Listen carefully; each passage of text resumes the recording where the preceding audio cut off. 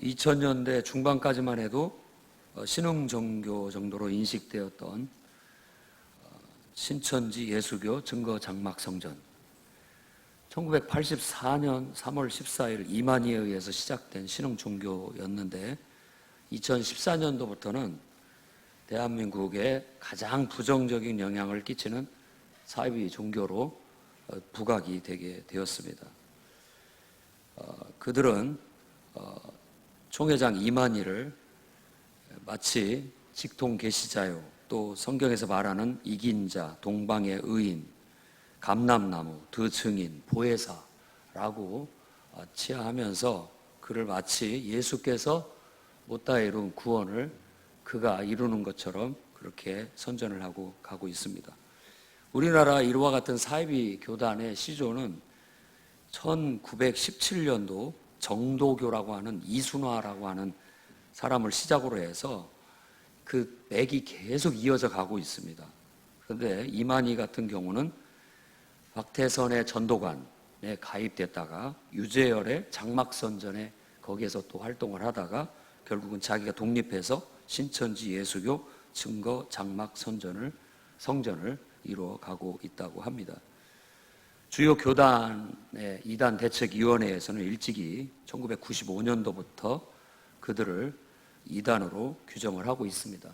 또 CBS에서는 신천지를 반사회적, 반윤리적 유사 기독교 사이비 이단으로 국내의 건전한 교회들에게 소위 추수꾼이라는 비밀 요원 그리고 정보원을 침투시켜 자신의 신분을 숨기고 성도를 미혹하여 빼내거나 혹은 교회에 침투하여 목사의 비리 등을 조작하거나 이간질시켜서 목사를 아예 교회에서 퇴출시키고 교회를 통째로 먹어버리는 산 옮기기라는 그런 작전까지 자행하는 집단이라고 규정을 하고 있습니다.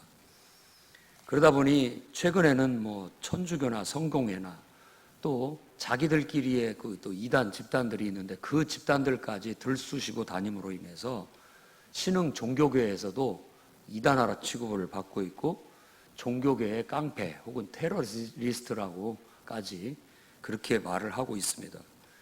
2020년도 코로나 바이러스 19 31번 감염자가 대구 신천지에서 나옴으로 인해서 우리가 경악하고 있는데 그들의 떳떳하지 않게 활동하는 신천지의 특성상 바로 이런 방역이라든지 역학조사에 상당히 어려움을 겪고 있다는 걸 알 수가 있습니다. 아울러 이런 일들로 인해서 건전한 교회들마저도 같은 교회라고 취급을 당하는 것은 우리에게 있어서는 좀 불쾌한 일이 아닐 수가 없겠습니다.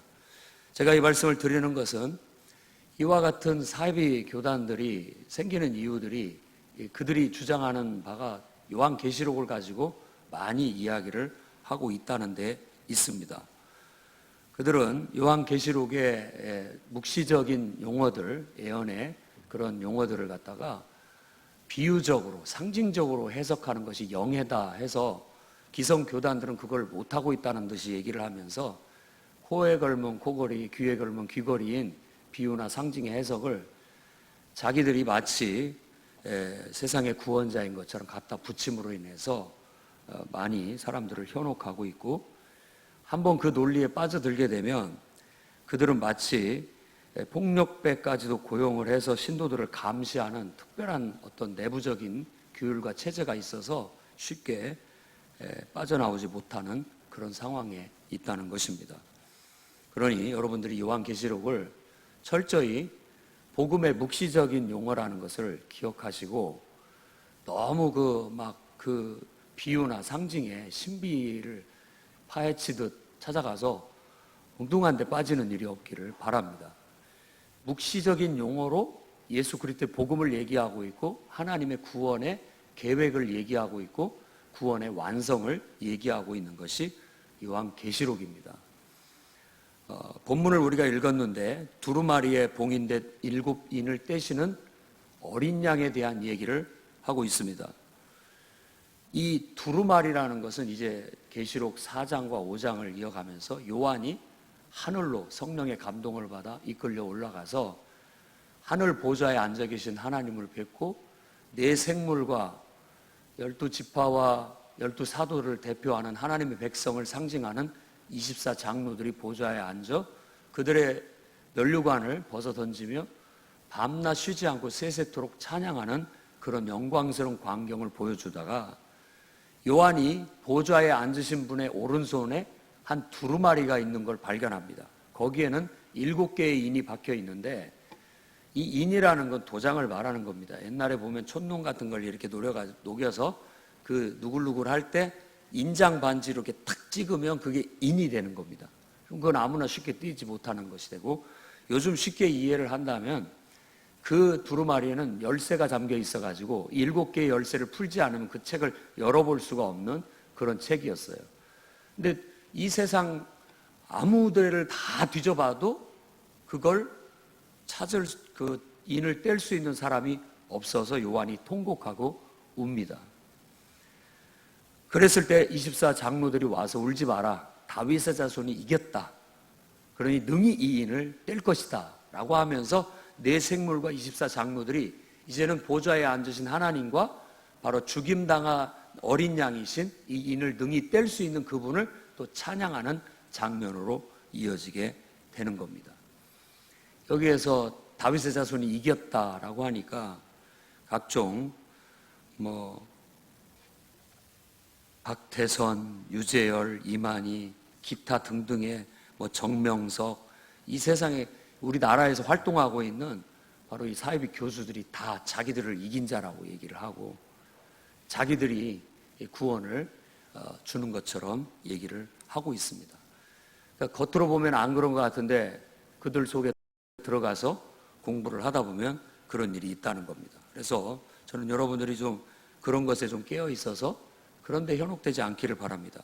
신천지 예수교 증거 장막 성전은 무로 성경신학원, 시온 기독교 신학원, 기독신학원, 크리스천 아카데미, 미션 바이블 아카데미, 비전 바이블 아카데미, 크리스천 미션 아카데미, 국제 선교센터, 당 비전 비 선교센터, 빛과 사랑의 선교회, 예수사랑교회, 기독교 선교연합회, 성서 사랑연구회, 오픈 바이블 미션, 총회 신학연구원, 로고스 신학원, 신학교육원, 평신도 성경교육원, 기독교 신학원, 열린 성경신 신학원, 대한교역자 선교협의회, 크리스천 아카데미, 영어 성경교실, 사랑하는 사람들, 그리스도의 향기, 선교사 총회 신학, 성경신학원, 두란노 선교교회, 셰퍼드 선교센터 등 이루 말로 할 수 없는 유사 단체들을 만들어서 성경 공부를 한다고 이와 같은 교리들을 전파하고 있습니다. 그뿐만 아니라 문화센터로 기독문화센터, 주만나 선교센터, CCM 교실과 같이 수화를 가르치거나 워십을 가르치거나 기타를 가르치거나 외국어를 가르치는 그런 활동을 통해서 성경 공부를 유인하는 문화센터가 전국에 수십여 개가 산재하고 있다는 겁니다.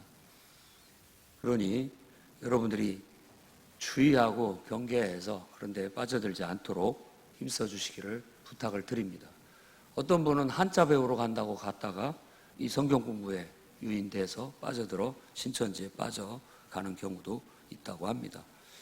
아무튼 계시록을 자기들을 위주로 자의적인 해석을 가함으로 인해서 건전한 교회를 비판하고 모든 구원받은 성도들을 대표하는 14만 4천이라는 그 상징적인 숫자를 바로 그 교주 총회장인 이만희가 가르치는 교리에 순종하는 사람들만 구원받는다는 식으로 해서 14만 4천 명을 끊어서 얘기를 하니까 이 사람들은 그 속에 그 숫자에 들기 위해서는 수단과 방법을 가리지 않고 그 안에 들어가기 위해서 혈안이 되는 것처럼 그렇게 신앙생활을 하고 있다는 겁니다. 그러니 말도 안 되는 소리에 어찌 천하 만물과 우주를 창조하신 사랑이 넘치는 하나님께서 딱 14만 4천 명만 구원하겠다고 정해놓고 그 숫자에만 들어오게끔 하는 그런 신이 세상에 어디 있단 말입니까? 이단이 말하는 신만이 그런 식의 왜곡되고 속좁고 정말 그런 신일 뿐이지 우리가 성경에서 말하는 참된 하나님은 절대 그런 하나님이 아님을 알기를 바랍니다. 그리고 이 7인을 떼는 어린 양, 바로 요한계시록의 묵시적인 용어와 그 해석을 잘 이해해서 건전한 복음적인 용어로 이해하고 해석하여 여러분들이 다 예수 믿으면 구원받는다는 사실을 잊지 않기를 바랍니다. 오늘 말씀은 세 부분으로 나눌 수가 있는데 1절에서 8절은 7인 중에서 네 번째 인까지 뗐을 때마다 네 기사가 등장하게 된다는 이야기. 그리고 9절에서 11절은 바로 예수 믿는다는 이유로, 하나님 말씀을 증거한다는 이유로 순교당한 순교자들의 하나님을 향한 외침, 신원을 바라는, 심판을 내려달라고 바라는 순교자들의 외침이 나오고, 12절에서 17절까지는 바로 하나님의 심판을 상징하는 우주적인 격변, 지진이 일어나고 해와 달이 어두워지고 별들이 땅에 떨어진다라는 묵시적인 용어로 하나님의 심판을 얘기하고 있고, 그 심판이 임할 때 이 지상에 있는 사람들의 반응으로 부끄러워 감히 창조주 앞에 또 어린 양 앞에 그들의 모습을 보일 수 없다라는 그런 심리를 내보이는 반응을 보여주고 있습니다. 코로나19 사태로 걱정스러워하는 우리들에게 다음과 같은 은혜를 나누고 싶습니다. 첫째는 우리가 이런 말씀을 통해서 병든 세상을 인식하고 바라보는 마음을 갖기를 바랍니다. 어린 양이 두루마리에 찍힌 네 개의 봉인을 떼자 네 말과 기수들이 소환됩니다. 한번 생각해 보세요. 연극을 본다고 해보세요. 인을 하나 뗄 때마다 연극의 막이 한 번씩 탁 열리면서 어떤 장면을 보여줍니다. 근데 그 장면이 굉장히 상징적인 의미를 갖고 있는 장면입니다. 첫 번째 인을 딱 떼니까 흰 말과 기수가 탁 나타나요. 그리고 그 기수가 막 이기려고 활을 차고 활을 들고 이기려고 하고 또 이기려고 한다라고 얘기하는데, 이것은 인간의 정복과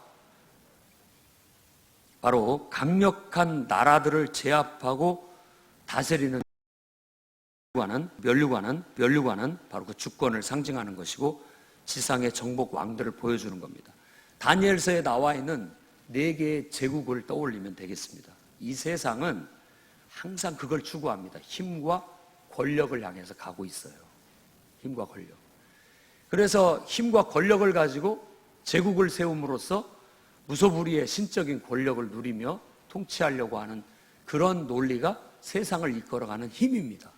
그거 없이는 세상이 돌아가지를 못한다라고 볼 수 있는 것이죠. 그런 세상을 보여주는 겁니다. 그러니까 두루마리는 하나님의 어떤 세상을 구원하고 완성하는 계획이 담겨 있는 책이에요. 그 책을 딱 펼치자마자 이 세상이 어떤지를 쫙쫙쫙쫙 6개의 인을 뗄 때마다 이 세상이 어떤 상태에 놓여져 있는지를 보여주고 있는 겁니다. 하나는 바로 흰말을 통해서 세상이 힘과 권력을 숭배하고 있다는 걸 보여주고 있고, 두 번째 인을 뗐을 때 붉은 말이 튀어나오게 되는데, 붉은 말을 탄 기수가 소환되게 되는데, 이것은 바로 이와 같이 권력과 힘을 가지고 인간을 정복하고 억압하는 세력들이 벌이는 전쟁으로 인한 참담함을 보여주는 하나의 이미지입니다. 전쟁으로 인해서 얼마나 세상이 고통을 받고 있는지를 보여주는 겁니다. 조지 오웰이라는 그 사람은 사회주의자인데도 불구하고 그는 소설로서 공산주의자들을 비평하는 소설을 썼습니다. 그뿐만 아니라 그가 카탈루나라는 곳에 그 전쟁에 직접 참여함으로써 그 전쟁의 참혹함을, 인간의 미친 짓을 고발하고 있는 그런 고발을 하고 있는 겁니다. 실제 인간의 전쟁의 참담함을 쫙 펼쳐 보여줍니다. 그 다음에 세 번째 인을 떼자 검은 말이 등장하고 기수가 등장하는데, 그것은 바로 이 전쟁의 뿌리에 놓여 있는 그걸로 인해서 피폐함, 경제적인 참담함을 보여주는 상징을 보여주는 겁니다. 그 다음에 네 번째 인을 뗐을 때 청황색 말이 나오는데, 이 청황색 말은 질병, 전염병과 죽음의 참담함을 보여주고 있는 겁니다. 그러니까 인을 뗐어요. 두루마리를 쫙 열자마자 네 개의 장면이 쫙쫙쫙 펼쳐지는데, 이 장면은 이 세상이 이러한 참담한 세상이다, 다시 얘기한다면 병든 세상이다라는 걸 보여주는 겁니다. 왜 이걸 보여주느냐? 그래야만 하나님께서 이 세상이 잘못된 것을 인식을 시켜야만 하나님이 이 세상을 치유하고 바로잡을 수 있는 심판의 정당함을 말하기 위해서 이와 같은 것을 보여주고 있는 겁니다. 그래서 성도들은 예수를 믿고 성경 교육을 받고 정말 하나님을 섬기는 사람이 되었다면 그 즉시 세상을 보는 눈이 긍휼히 여기는 마음으로, 사랑의 마음으로 볼 수 있어야 됩니다.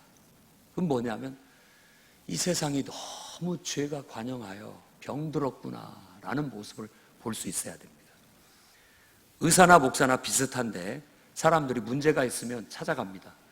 그러면 나는 좀 소화가 안 돼서 찾아갔는데 CT를 찍고 내시경을 하고 이 사람이 돈 벌려고 나를 이렇게 이용하나 하지만 실질적으로 그 의사는 그 겉으로 드러나는 증상이 아니라 그 근본적인 문제를 찾아내기 위해서 그와 같은 조사들을 하는 겁니다.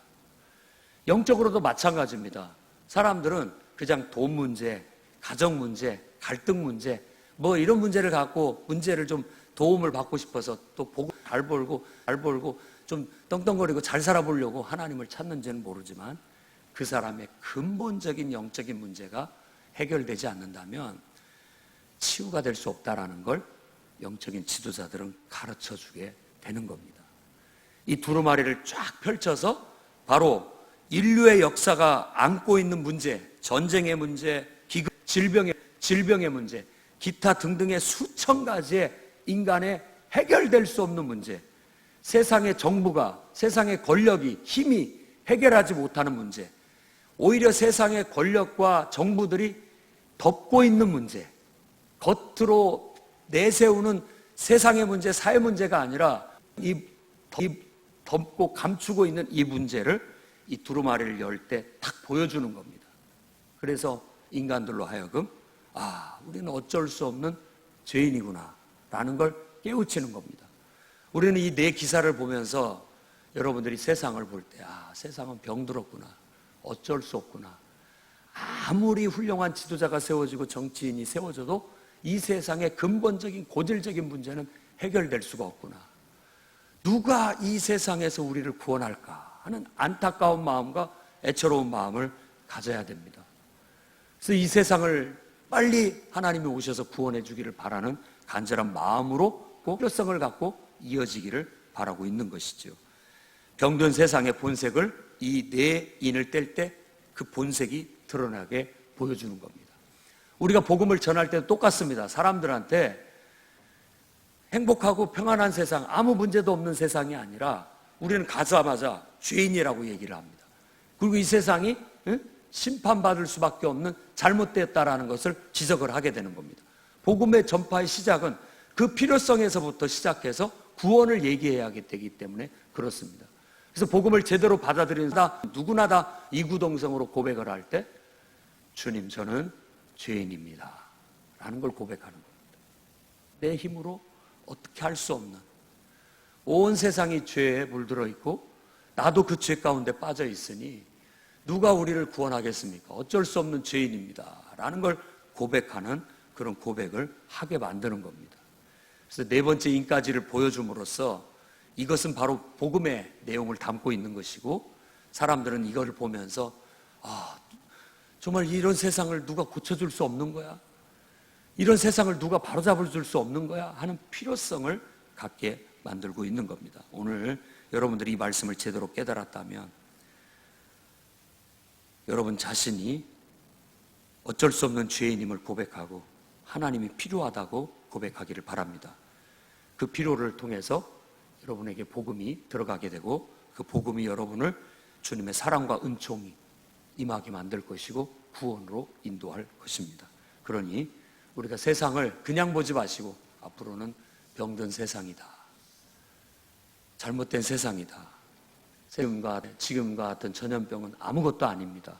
이보다도 더 무섭고 더 심한 것들이 돌 수도 있고 더 험한 재해와 재난이 벌어질 날이 올지도 모릅니다.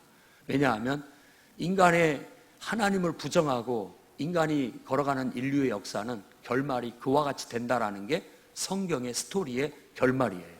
세상은 결국 그 길로 가게 될 겁니다. 아무리 우리가 막아서고 또 막아서고 인간이 설득하고 노력해도 인간의 하나님을 인정하지 않는 타락한 본성은 결국은 사탄의 세력에 이끌려 그 길로 가게 될 것이고 심판을 자초하게 된다는 걸 말하고 있는 겁니다. 그러니 세상을 바라볼 때 잘못되었고 병든 세상이고, 또 사람들을 바라볼 때도 하나님이 없어서 병들어 있고 죽어 있고 죄인이라는 것을 우리가 인식하고 여러분이 구원의 복음을 전할 수 있는 일꾼들이 되기를 바랍니다. 두 번째는 진정한 구원을 위해서 기도하는 성도들이 됩시다. 참된 성도. 다섯째인을 떼자 억울하게 순교당한 영혼들이 세상을 향해서 왜 하나님 가만히 계십니까? 빨리 이 세상을 심판해 주십시오 라고 외치는, 울부짖는, 제단 앞에서 울부짖는 영혼들이 나타나게 됩니다. 요한의 시대 때 이 반모섬에서 이 계시록을 기록할 당시에는 네로 황제에 의한 기독교인의 대대적인 핍박이 있어서 그 시대에 진짜 참되게 예수를 믿는 사람은 다 순교당하는 성도들입니다. 그래서 이 순교당하여 제단 앞에서 하나님이 왜 가만히 계십니까? 세상을 심판하려고 기도하는 성도들은 오늘날로 친다면 진실한 성도들을 말하는 겁니다. 참된 성도들. 요한의 계시록의 이름으로써 진짜 그리스도인은 순교당한 영혼들이에요. 순교당한 영혼들. 그렇다면 오늘날도 우리가 세상에는 두 부류가 있는 거예요. 하나님 없이 지금 내 인을 뗄 때까지 내 말과 기사들이 보여준 세상이 있고요. 바로 이와 같이 하나님을 예배하는 제단 아래에 있는 참된 성도들이 있는 거예요. 성도들은 이 세상을 보면서 이 세상이 병들었고 이 세상이 잘못 돌아가고 있고 이 세상이 거꾸로 돌아가고 있다는 사실을 인식하면서 하나님 언제까지 이 세상을 그대로 두고 보실 겁니까? 빨리 이 세상을 심판해 주십시오 라고 기도하는 자들입니다. 그러면 기도한다는 건 심판에 대한 얘기를 하는데, 심판이 여러분 나쁜 파괴를 말하는 게 아닙니다. 무조건 때려잡고 죽이고 파괴하는 심판을 말하는 게 아니에요. 악과 저주를 걷어내 주시고 이 세상에 진짜 평안과 참 생명을 가져다 주시기를 바라는 바람입니다. 여러분이 한번 생각해 보시죠. 누군가한테 내가 심하게 지금 고통받고 있고 정말 억울한 일들을 당하고 있는데 내 힘으로는 벗어날 수가 없어. 누가 좀 나를 좀 도와줬으면 좋겠다라고, 누가 힘 있는 사람이 와서 그 나쁜 놈을 탁 때려잡고 너 왜 이런 짓을 하느냐 하고 못하게 딱 저지를 하고 나를 그 세력으로부터 건져준다면 이게 바로 심판이고 구원이라는 의미입니다. 그래서 이 순교당한 영혼들의 간절한 바람의 기도는 바로 그런 정의가 세워질 수 있기를 구하는 기도였던 것이죠. 오늘날도 똑같습니다. 우리가 매주마다 이런 코로나19의 위험이 있음에도 불구하고 하나님 앞에 나와 예배하고 기도하는 것은 빨리 하나님이 약속하신 그 나라가 오기를 바라는 바람을 올려드리기 위한 겁니다. 네 생물과 24장로들이 24시간 쉬지 않고 바로 만물을 창조하신 창조주와 우리를 구원하기 위해서 죽임당한 어린 양을 찬양하듯이 우리는 24시간 오늘날의 참된 성도들은 하나님을 향해서 빨리 하나님 나라가 이루어져서 더 이상 악과 고통과 질병과 우리 눈에서 억울한 눈물을 흘리는 일과 질병으로 인해서 고통받고 죽는 일이 없는, 그 눈에서 눈물을 씻겨내 주시고 죽음이 없는 세상을 우리에게 빨리 가져다 주시기를, 악의 세력으로부터 그들의 손아귀로부터 우리를 구원해 주셔서 이 땅의 악과 저주를 다 걷어내 주시고 약속하신 평화의 영원한 영생이 있는 참된 세계를 우리에게 펼쳐주시기를 바라는 기도를 계속해서 올리는 겁니다. 집에 있어서도 직장에 가서도 교회 와서도 우리 참된 성도들은 끊임없이 하나님을 향해서 속히 주님 오시옵소서, 주님의 나라가 빨리 이루어져서 더 이상 고통받고 질병에 고통받고 눈물 흘리며 죽음 가운데 고통받는 일이 없기를 소망합니다 라는 소망을 올려드리며 우리는 세상을 위해서 기도하고, 또 아직도 그 사실을 알지 못하고 죄 가운데 빠져있는 영혼들을 위해서 기도하고 나아가야 되겠습니다. 전 세계가 코로나19의 질병으로, 감염병으로 공포와 두려움에 떨고 있다면 우리는 이 세상을 위해서 기도해야 됩니다. 하나님, 이런 기회를 통해서라도 저들이 주께 돌아오게 해주십시오. 성경에는 난리와 난리 소문을 듣겠으나 너희가 삼가 두려워하지 말라, 이런 일이 있어야 하되 아직 끝은 아니다. 역대하에는 만일 이 땅에 기근이나 전염병이 있거나 곡식이 시들거나 깐부기가 나거나 메뚜기나 황충이 나거나 적국이 와서 성도를 애워싸거나 무슨 재앙이나 무슨 질병이 있거나를 막론하고 한 사람이나 혹 주의 온 백성 이스라엘이 다 각각 자기의 마음에 재앙과 고통을 깨닫고 이 성전을 향하여 손을 펴고 무슨 기도나 무슨 간구를 하거든 주는 계신 곳 하늘에서 들으시고 사하시며 각 사람의 마음을 아시오니 그 모든 행위대로 갚으시옵소서. 주만 홀로 사람의 마음을 아심이니이다 라고 합니다. 그 하나님 앞에 가서 기도하고 이 기회를 통해서라도 정말 아직도 자기가 죄인인 걸 깨닫지 못하는 죄인들이 깨닫고 돌아오기를, 아직도 세상이 병들은지를 모르고 세상에 탐닉하는 사람들이 병든 세상임을 깨닫고 주께로 돌아오기를 기도하고, 그런 우리들의 복음의 전파가 있게 된다면 우리는 마지막 때까지 이 사명을 감당하게 될 겁니다. 요한의 용어로는 아직도 더 충만한 수가 순교당할 때까지 기다려야 된다라고 말했는데, 이건 순교를 당하는 숫자를 기다리는 게 아니라 그 시대의 용어라고 봐야 되고, 오늘날 더 많은 정말 참되게 예수 그리스도의 복음을 믿고 그 안에서 구원받는 사람이 충분히 찰 때까지 주님은 좀 더만 쉬면서 기다려라, 좀 더 참아라 라고 위로의 말씀을 전해주고 있는 겁니다. 우리는 구원받은 백성으로서 이 구원의 기쁨과 은혜 가운데에서 날마다 기쁨 속에 쉬면서 주님이 오실 날을 고대하고, 아직도 구원받지 못한 영혼들을 긍휼히 여기고 불쌍히 여기면서 어떻게든지 그 영혼을 깨우치고 일깨워 구원으로 인도하는 그런 복음 전파의 사명을 하면서 주님 오실 날을 우리도 기다리는 여러분과 제가 되기를 바랍니다. 그래서 세상에 진정한 구원이 임하도록 깨어 기도하는 성도가 됩시다. 세 번째는 예수 그리스도로 옷 입어 부끄러움을 면하는 성도들 되시기 바랍니다. 12절과 17절의 말씀에 근거할 때, 여섯째 인을 떼자 지진이 나고 해와 달이 어두워지고 별들이 떨어지는 우주적인 격변이 일어나는 묵시적 용어들을, 묘사들을 사용하고 있습니다.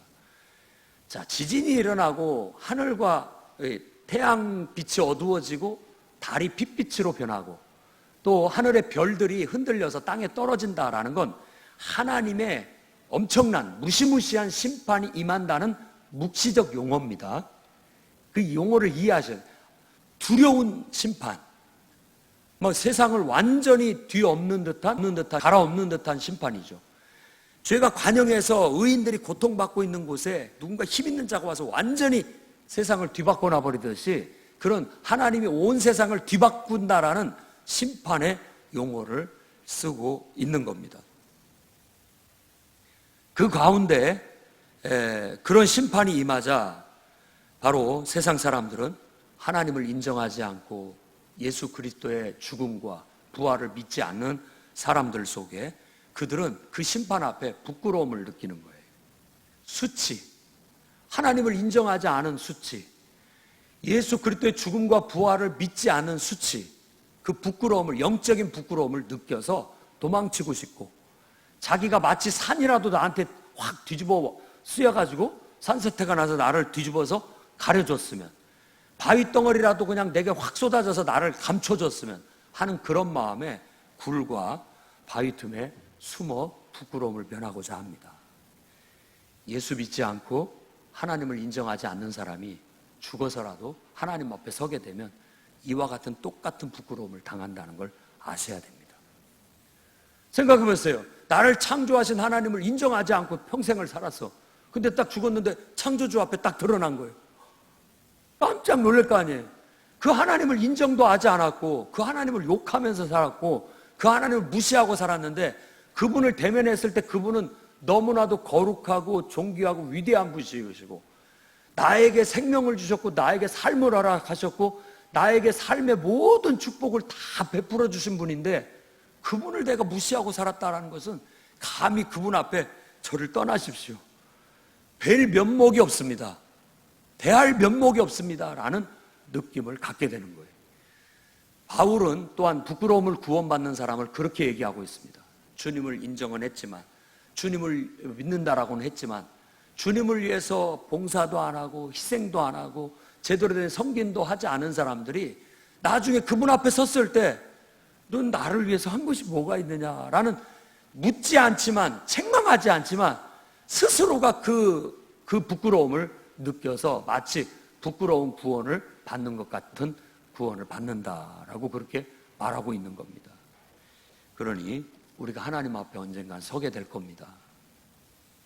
그 앞에 섰을 때 부끄럽지 않게 평상시 예수 그리스도로 옷 입어 충실한 믿음의 삶을 삽시다. 오늘 여러분들이 아직 옷 입지 않았다면 예수 그리스도로 옷 입으시기 바랍니다. 나를 창조한 하나님을 인정하지 않았다면 이제부터 인정하시는 여러분 되기를 바랍니다. 그리스도께서 나를 위해서 죽어주셨고 부활하셨다는 것을 믿지 못하고 받아들이지 못했다면 오늘 이 시간에 믿음으로 받아들이기를 바랍니다.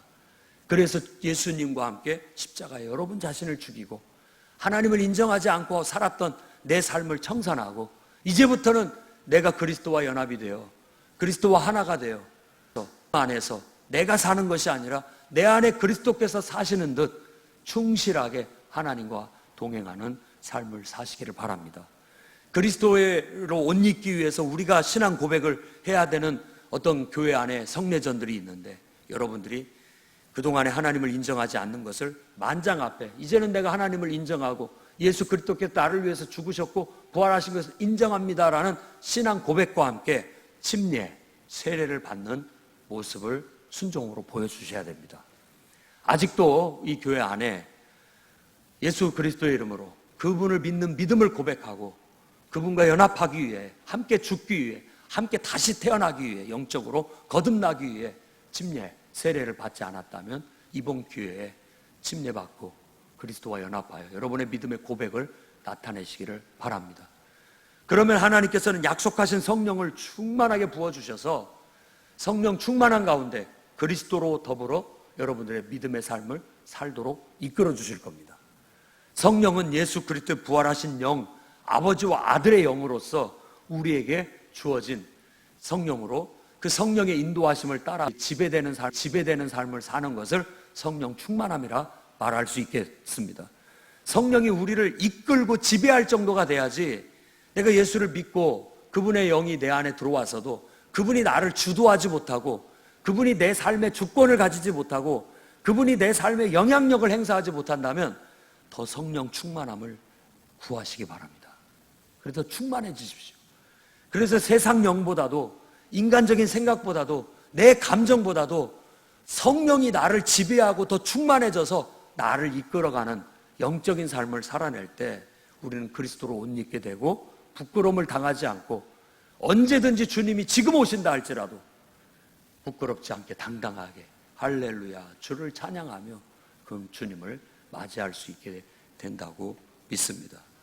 그러니 이 마지막 때 또 이런 전염병의 두려움 이런 것들을 주신 하나님의 선하신 뜻을 우리가 분별하면서 더욱더 우리 자신들을 돌아보고 세상이 병들었구나 너무 세상에 푹 빠져 살지는 말자 결단할 수 있기를 바랍니다.